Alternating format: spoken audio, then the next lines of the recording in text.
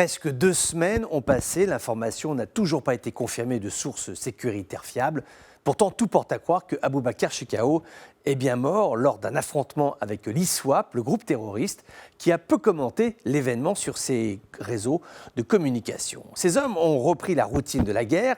Leur dernière embuscade au Nigeria, dans l'état de Borno, a coûté la vie à 14 personnes. Il est coutume de dire que lorsqu'un chef djihadiste meurt, il est remplacé par un tiers. C'est vrai.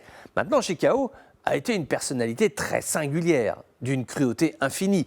Un homme sans concession allant jusqu'à faire assassiner les parents du fondateur de la secte pour court-circuiter des négociations avec les Gauses. Un chef de guerre aux relations difficiles avec Al-Qaïda et le groupe État islamique, capable néanmoins d'engager plusieurs centaines de combattants sur une opération. Reste qu'en termes de structure, Boko Haram est plus proche de la secte que du groupe armé tel que nous l'observons sur le théâtre proche-oriental, où il y a un leader, un conseil de la Choura, des départements d'affectation, affaires militaires, finances, propagande, éducation, entités prétendant à l'exercice d'un pouvoir régalien. Alors que Boko Haram, c'est plus une machine de guerre qui génère son cash flow avec du gangstérisme, l'économie des checkpoints, des enlèvements, structurellement moins apte à l'organisation, à la rationalisation du racket, comme peut le faire l'ISWAP. Exemple, le business du poisson séché sur le pourtour du lac Tchad.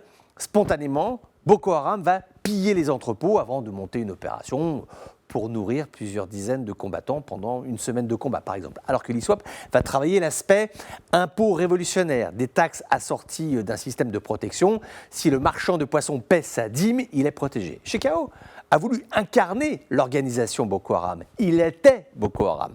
Sa disparition crée donc un vide. Alors qu'aujourd'hui, il n'existe pas un chef charismatique à l'ISWAP. L'un de ses commandants, qui se fait appeler Bahana Bougouri, n'a pas le profil du combattant expérimenté, qui plaît beaucoup d'ailleurs à l'underground radical. C'est plus l'histoire d'un chômeur déshérité qui a pris les armes pour essayer de se trouver un job. Si l'affaiblissement de Boko Haram après la mort de Shekau peut profiter à l'ISWAP, est-ce que l'ISWAP, lui, en a les ressources? Est-ce qu'il en a la volonté tactique? Il sera intéressant de voir comment Amir El-Maloua, le chef du groupe État islamique, va gérer ce dossier. Va-t-il se saisir de l'opportunité, à moins qu'il ne tienne une posture du type ISCAP, à savoir des coups de force militaires intervertis de longues périodes d'hibernation? C'est là un dossier qu'il nous faudra suivre avec grande attention.